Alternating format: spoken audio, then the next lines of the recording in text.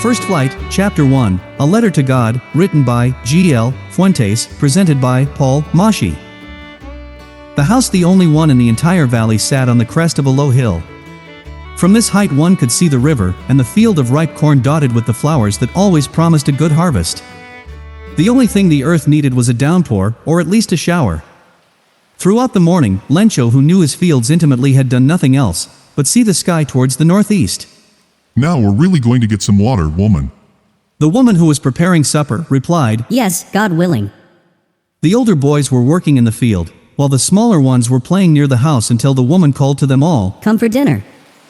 It was during the meal that, just as Lencho had predicted, big drops of rain began to fall. In the northeast, huge mountains of clouds could be seen approaching. The air was fresh and sweet. The man went out for no other reason than to have the pleasure of feeling the rain on his body, and when he returned he exclaimed, "These aren't raindrops falling from the sky, they are new coins. The big drops are 10-cent pieces and the little ones are 5s. With a satisfied expression, he regarded the field of ripe corn with its flowers, draped in a curtain of rain.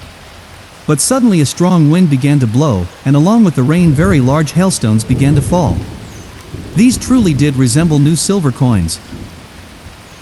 The boys, exposing themselves to the rain, ran out to collect the frozen pearls. It's really getting bad now," exclaimed the man. "I hope it passes quickly." It did not pass quickly. For an hour the hail rained on the house, the garden, the hillside, the cornfield, on the whole valley. The field was white, as if covered with salt. Not a leaf remained on the trees. The corn was totally destroyed. The flowers were gone from the plants. Lencho's soul was filled with sadness. When the storm had passed, he stood in the middle of the field and said to his sons, "A plague of locusts would have left more than this. The hail has left nothing. This year we will have no corn." That night was a sorrowful one. "All our work for nothing. There's no one who can help us. We'll all go hungry this year." But in the hearts of all who lived in that solitary house in the middle of the valley, there was a single hope: help from God. Don't be so upset, even though this seems like a total loss. Remember, no one dies of hunger. That's what they say, no one dies of hunger. All through the night, Lencho thought only of his one hope, the help of God, whose eyes, as he had been instructed, see everything, even what is deep in one's conscience. Lencho was an ox of a man, working like an animal in the fields, but still he knew how to write. The following Sunday at daybreak, he began to write a letter which he himself would carry to town and place in the mail. It was nothing less than a letter to God. "God," he wrote, "if you don't help me, my family, and I will go hungry this year. I need 100 pesos in order to sow my field again and to live until the crop comes because the hailstorm."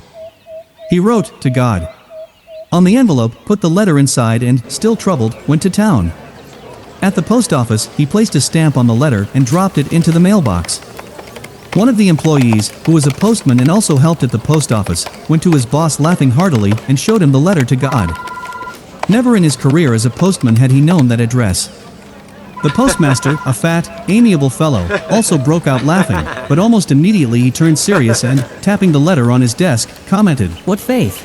I wish I had the faith of the man who wrote this letter. Starting up a correspondence with God." So, in order not to shake the writer's faith in God, the postmaster came up with an idea: answer the letter. But when he opened it, it was evident that to answer it he needed something more than goodwill, ink and paper. But he stuck to his resolution. He asked for money from his employees, he himself gave part of his salary, and several friends of his were obliged to give something for an act of charity. It was impossible for him to gather together the 100 pesos, so he was able to send the farmer only a little more than half. He put the money in an envelope addressed to Lencho, and with it a letter containing only a single word as a signature: God. The following Sunday Lencho came a bit earlier than usual to ask if there was a letter for him. It was the postman himself who handed the letter to him, while the postmaster, experiencing the contentment of a man who has performed a good deed, looked on from his office. Lencho showed not the slightest surprise on seeing the money. Such was his confidence, but he became angry when he counted the money. God could not have made a mistake, nor could he have denied Lencho what he had requested. Immediately, Lencho went up to the window to ask for paper and ink. On the public writing table, he started to write, with much wrinkling of his brow, caused by the effort he had to make to express his ideas. When he finished, he went to the window to buy a stamp which he licked and then affixed to the envelope with a blow of his fist. The moment the letter fell into the mailbox, the postmaster went to open it. It said, God, of the money that I asked for, only 70 pesos reached me. Send me the rest, since I need it very much. But don't send it to me through the mail, because the post office employees are a bunch of crooks. Lencho. I hope that you have enjoyed the reading and the video. In the next video, I will come up with the question and answers from this lesson. Thank you so much for watching. If you have liked the video, kindly subscribe and share this video. So, bye for now. Have a good day.